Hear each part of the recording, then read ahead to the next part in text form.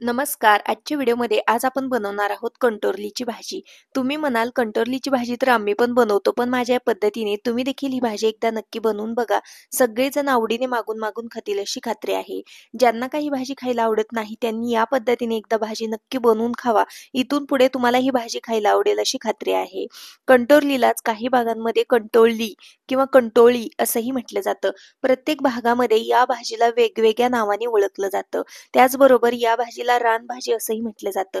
ही भाजी पावसाळ्यामध्ये अवेलेबल असते आणि ही भाजी आहे ती भरपूर आजारांवरती रामबाण उपाय म्हणून देखील खाल्ली जाते.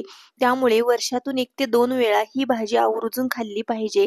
तर व्हिडिओला सुरुवात करूयात. या ठिकाणी मी पाव किलो इतक्या कंटोरली घेतलेल्या आहेत. ह्या कंटोरली मी स्वच्छ पाण्याने धुवून घेतलेल्या आहेत. त्यानंतर सुती कापडाने पुसून घेतलेल्या आहेत. ह्या कंटोरली आहेत त्या आपल्याला चिरून घ्यायच्या आहेत. कंटोरली चिरत असताना मी याचा जो शेंडा आहे तो थोडासा कट केला आणि त्यानंतर अशा पद्धतीने 2 फोडींमध्ये ही कंटोरली मी चिरून घेतली. तर काही कंटोरले आहेत त्या आतल्या बाजूने निबर असतात आणि बाहेरून सॉफ्ट असतात. आतल्या बाजूने त्यांना बिया असतात, तर त्या बिया आपल्याला काढून टाकायच्या आहेत. ज्या निबर बिया आहेत त्याच आपल्याला फक्त काढायच्या आहेत आणि ज्या का कोवळ्या बिया आहेत त्या आपण भाजीमध्ये वापरणार आहोत. तर अशा पद्धतीने मी 2 कंटोरली चिरलेल्या होत्या. त्या दोन्हीही आतल्या बाजूने थोड्याशा निबर वाटत होत्या. त्यामुळे मी यामधल्या बिया आहेत त्या काढून टाकत आहे. ज्या का कोवळ्या कंटोरल्या आहेत त्या आपल्याला डायरेक्ट अशा पद्धतीने स्लाइसेसमध्ये चिरून घ्यायच्या आहेत. ज्या पद्धतीने तुम्हाला कंटोरली चिरायची आहे त्या पद्धतीने तुम्ही चिरू शकता. जसं की बारीक फोडींमध्ये पाहिजे तर बारीक फोडींमध्ये चिरू शकता. तर या ठिकाणी मी स्लाइसेसमध्ये ही कंटोरली चिरून घेते. तर ही कंटोरली बघू शकता अगदी छान अशी कोवळी आहे, त्यामुळे मी यामधल्या बिया काढत नाही. तर याच पद्धतीने उरलेल्या सर्व पाव किलो कंटोरली आहेत त्या मी फोडींमध्ये अगदी छान अशा स्लाइसेसमध्ये चिरून घेते. इथं मी सर्व कंटोरली अगदी छान अशा चिरून घेतलेल्या आहेत. निबर बिया काढून टाकलेल्या आहेत आणि कोवळ्या बिया ठेवलेल्या आहेत. पुढच्या कृतीकडे वळूयात. गॅसवरती कढई गरम करायला ठेवलेली आहे. कढईमध्ये मी पाव वाटी इतके कच्चे शेंगदाणे भाजण्यासाठी घातलेले आहेत. तर या ठिकाणी हे शेंगदाणे आहेत ते आपल्याला अगदी छान असे लाल रंगावरती भाजून घ्यायचे आहेत. शेंगदाणे जास्त करपवायचे नाहीत. अगदी छान असे लालसर आणि खमंग अशा प्रकारचे हे शेंगदाणे आपल्याला भाजून घ्यायचे. त्यामुळे भाजीला अगदी छान अशी टेस्ट येते. खमंग भाजी बनून तयार होते. शेंगदाणे भाजून झालेले आहेत. कढईमधून बाजूला काढते. आता त्याच कढईमध्ये मी या ठिकाणी तेल घालत आहे. तर अगदी 1 पळी इतकंच तेल घातलेलं आहे. थोडंसंच तेल घालायचं आहे. जास्त तेल घालण्याची आवश्यकता नाही. तेल हलकसं गरम झालं की यामध्ये आपण चिरून घेतलेली कंटोरली घालायची आहेत. सोबतच घालूया पाव चमचा मीठ आणि पाव चमचा इतकी हळद पावडर. हळद आणि मीठ घातल्यानंतर आपल्याला ह्या कंटोरली व्यवस्थित अशा मिक्स करून घ्यायच्या आहेत.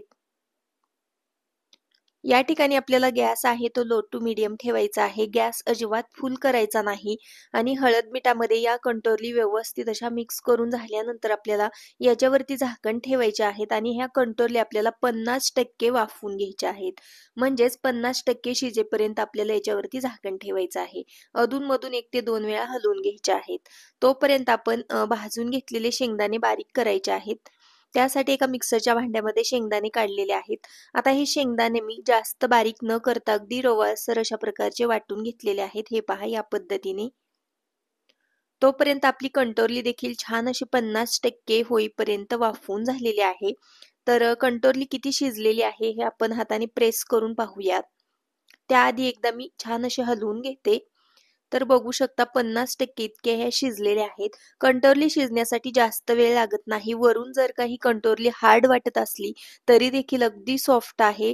याची जी वरचं आवरण आहे ते अगदी सॉफ्ट आहे. ते पटकन शिजलं जातं. आता सर्व कंटोरली मी कढईमधून बाजूला काढून घेतलेले आहेत. यामध्ये मी फोडणी करता 2 पळ्या तेल घातलेलं आहे. तेल छान गरम झालं की पाव चमचा मोहरी, पाव चमचे जिरे घातले आणि काही कढीपत्त्याची पानं घातली. सोबतच घालायचं आहे आलं आणि लसणाची पेस्ट. आलं आणि लसणाची पेस्ट इथं मी घरीच बनवलेली आहे. आलं हे लसणापेक्षा थोडंसं कमी घेतलेलं आहे आणि याची पेस्ट बनवलेली आहे. एक मोठ्या आकाराचा बारीक चिरलेला कांदा घातला. आता कांदा देखील अगदी मऊसर होईपर्यंत मी परतून घेतलेला आहे. कांदा जास्त करपवण्याची आवश्यकता नाही. सोबतच घातलेला आहे एक मीडियम साईजचा बारीक चिरलेला टोमॅटो. टोमॅटो देखील छान मऊसर होईपर्यंत परतून घ्यायचा आहे. टोमॅटो परतून झाल्यानंतर आपल्याला यामध्ये काही सुके मसाले घालायचे आहेत. तर 1 चमचा धना पावडर घालूयात. 1 चमचा लाल मिर्च पावडर घातलेली आहे आणि अर्धा चमचा मी कांदा लसूण मसाला घातलेला आहे. कांदा लसूण मसाला ऐवजी ठेवणीतलं कुठलंही काळं तिखट वापरलं तरी चालेल. अर्धा चमचा मी मीठ घातलेलं आहे. कंटोरली वाफवून घेताना देखील मिठाचा वापर केलता, त्यामुळे थोडंसंच मीठ घातलं. सर्व मसाले व्यवस्थित मिक्स केलेले आहेत. त्यानंतर आता आपल्याला यामध्ये पाणी घालायचं आहे मसाले शिजण्यासाठी. तर अर्धा वाटी इतकं पाणी मी यामध्ये घालत आहे. गॅस थोडासा मी फुल केला मसाले गरम होईपर्यंत.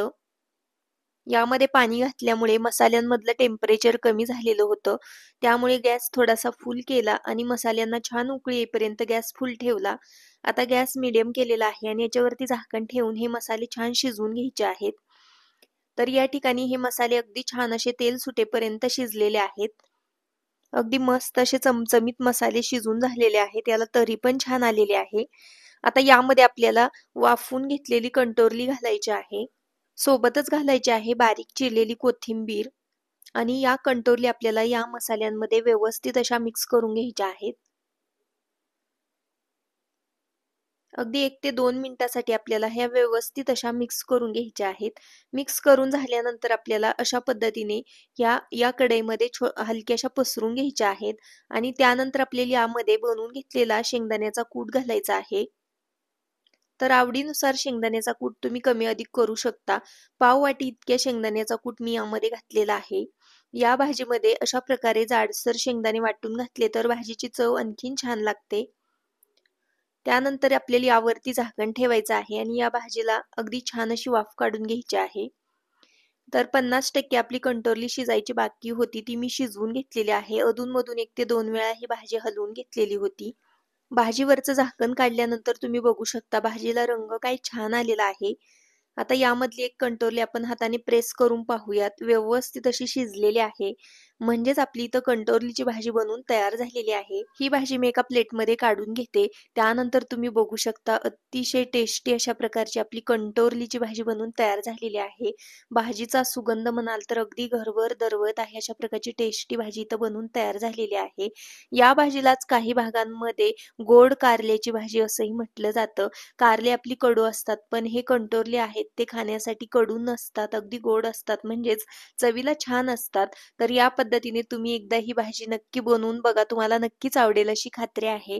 बारीक चिरलेली कोथिंबीर घालायची आहे आणि ही भाजी खाण्यासाठी तयार आहे. चपातीसोबत, भाकरीसोबत, भातासोबत जेवताना तोंडी लावण्यासाठी ही भाजी तुम्ही खाऊ शकता. भाकरीसोबत ही भाजी चवीला भन्नाट लागते. डब्यासाठी देखील ही भाजी तुम्ही बनवू शकता. अगदी मोकळी सुटसुटीत अशा प्रकारची भाजी तयार आहे. व्हिडिओ आवडला असेल तर लाईक करा. बाय.